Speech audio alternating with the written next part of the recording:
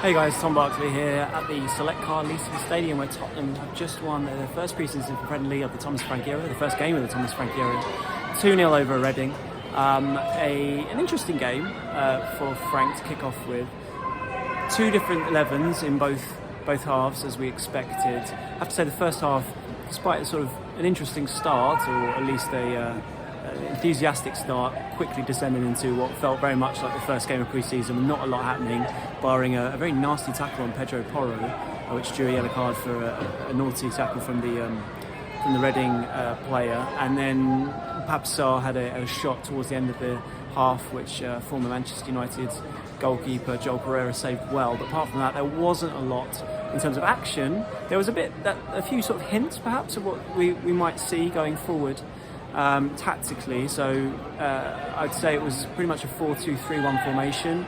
Alfie Devine started in the number 10 position. Can't say he really took his chance, but the fact that Frank started with sort of two holding midfielders, I feel could be quite indicative of where he might take the team this season. It's something that we've expected. It's often how he played at Brentford last year, so it's not a surprise, but it was still interesting to see it play out that way.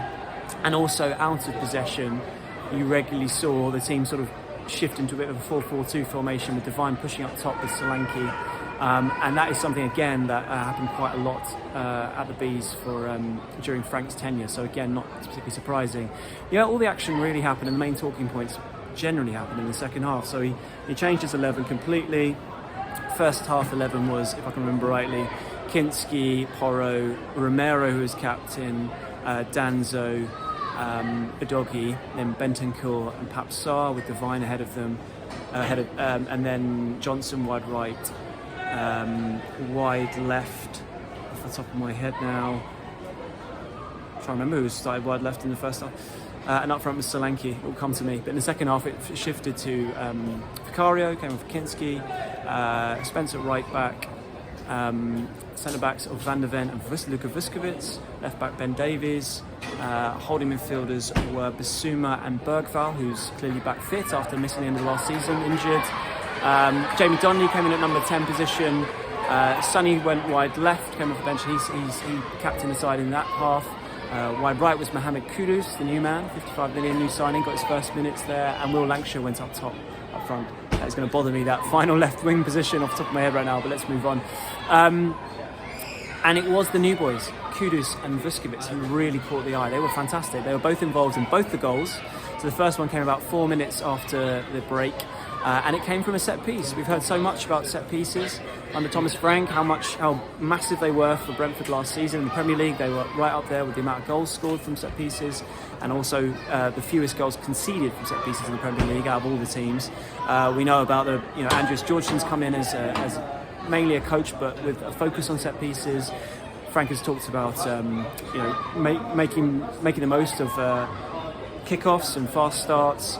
We saw that clip on Destiny Udogi's social media about a long throw audition. Didn't actually see any long throws today on that note, but it's still something that presumably is something they're considering. But obviously, from the main parts of set pieces are corners and free kicks, and it was from a corner that they scored their opening goal. Kudus fires an out-swinging corner. Luka Vuskovic gets his head to it, flicks it on, and there's Will Lancashire to head home in the opener. A little over 5 minutes later, it was 2-0, and again Kudus and Vuskovic were heavily involved. In fact, it was Kudus who lays it off, and there's Vuskovic to fire home a really, really sweet finish, the kind of finish any centre forward would be happy with, right into the far corner. But I suppose when you think of Luka Viskovic's history, he clearly has an eye for goal. Last season at Westerlo in Belgium, he scored 7 goals in 36 appearances, and you could see it here that he had the technical ability and the composure to back up those kind of numbers with that finish. And actually, I thought all round he looked really, really accomplished. You could tell from the sort of videos we've watched before, from the loan spells he's had in Poland and obviously last season at Westerlo on loan from Hajduk Split, what a physically imposing player he is for only an 18-year-old. Remember, this is a player that was signed for 12 million at age 16 a couple of years ago, but because of Brexit rules only could come over to Spurs this summer. So there's obviously a lot of excitement around Viskitz for Spurs to make such an outlay. around him. And like I say, you can tell how physically imposing he looks from images and video before. But watching him here live, you really got the sense that he could handle that kind of physicality of English football, men's football. And let's not get ahead of ourselves. It's only Reading, it's only pre-season, it's only the first game. So I'm not saying he definitely needs to be involved and not go out on loan again. But it was very impressive. It was a very impressive performance. It wasn't just going forward from him. There was also a really good headed clearance from Viskitz shortly after the goal he scored to deny what was probably going to be a goal from Reading's perspective. He just looked really solid alongside Van de Ven. And he looks like a player who you would not be surprised to get far more minutes in pre-season. And he's one of those ones where I talked about it the other day about how Thomas Frank's got obviously a lot of options, got a lot of young players, he can't have them all, and likelihood is that a lot of them will go out on loan. He maybe still will, but a lot of them he's going to run the rule over them over pre-season. He said that literally yesterday regarding a lot of players. He needs to sort of really have a think about them, see them train, see them play. But as first impressions go, excellent from Viskitz. Now, Mohammed Kudus, obviously a different story, £55 million. He's obviously coming in to play and probably start and be a first team regular, obviously. And again, he was brilliant. He was probably, along with Viskitz, the main takeaway from this game. He came on, we knew about his dribbling ability already, and his numbers really back it up. And he showed that. But also he showed some blistering pace, but also technical quality. Real technical quality. There was a lovely little double drag back that he had for a beautiful diagonal pass out to Sonny at one point, but just generally he was like on the money. He's very crisp with his passing, really encouraging.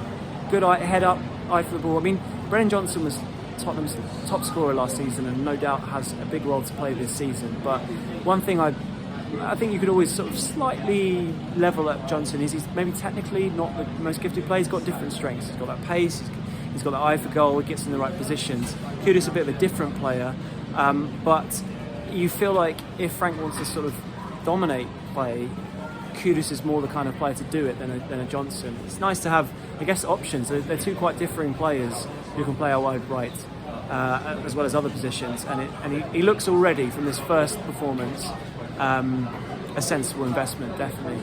Obviously, it's one game, a bit like Viskitz. It's only Reading, it's only pre-season. See where they go from here. But again, as first impressions go, it was excellent. As for anyone else, I can't say anyone else really stood out for the rest of the game. But one player that did maybe stand out, but not really for the right reasons, was Sonny, unfortunately. He came on at half-time, captain that second half team, but he looked rusty as anything. His touch was poor. He had one shot, which was sort of dropping volley. It was going to be difficult, whatever, but he completely miscued it. One time, Davis fired a ball over the top. Ben Davis, who was playing left-back, by the way. Sonny was there, and he sort of left the ball kind of behind him and he just miscontrolled it, and it just sort of summed up his afternoon. There's obviously a lot of talk about Son at the moment, what might happen to him. I've said before that I think he's open to leaving this summer.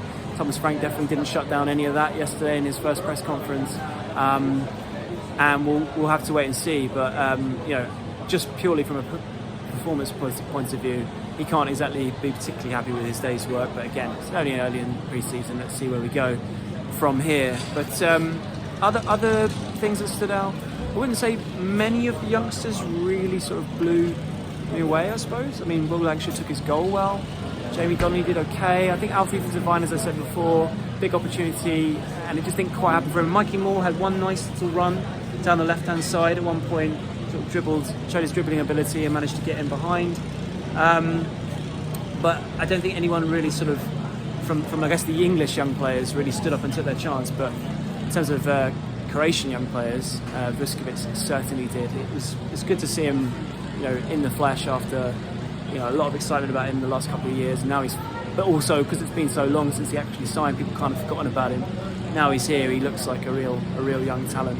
I'll be interesting to penny for the thoughts of Daniel Levy, who was sitting down here in the director's box alongside Johan Lang, the technical director. They seem to be in sort of deep conversation throughout the game, watching on for Thomas Frank's first game in charge. But all round, I think it was a pretty solid start for Frank, with those two players in particular being Kudus and Viskitz really sort of catching the headlines and impressing on that front. There's a little bit of crowd trouble, I would say, towards the end of the game. I don't know if you can see behind me, in the corner over that way of the Majewski Stadium, the Sir John Majewski stand over there, the corner of it, where it's called Coppell's Corner, named after Reading legend Steve Coppell. The two sets of fans, a group of them, Spurs and Reading fans, sort of squaring up to each other a bit, obviously stewards trying to intervene, a few bottles being thrown, kind of not great scenes, to be honest. Really, but it was a very well attended match. I mean, I've been to Reading quite a few times, not for a long time, but when I used to cover the Football League, I used to come here a lot, and because of the sort of difficult times they've been going through, particularly in the last few years, crowd attendance has been way down. But for a pre-season friendly, given things are on the up now for them, it was about 22,000 fans turned up. It was pretty impressive. About 3,021 Spurs fans turned up for this one, and they were apart from that crowd drop at the end, they generally seemed to enjoy most of it. They definitely enjoyed singing songs of praise about being champions of Europe right from the beginning, literally as seconds kicked off, within seconds of the game kicking off. And in the first half, when Son and Van der Ven and Bergvall all went to warm up, they all got rousing receptions from the away fans. Spurs wearing that new black kit of theirs, which looked very sharp, I have to say, almost as sharp as Mohammed, Kudus and Luka Viskitz today. So anyway, overall, as pre-season friendlies go, good start for Thomas Frank, but an absolutely brilliant start for Kudus and Luka Vuskovic.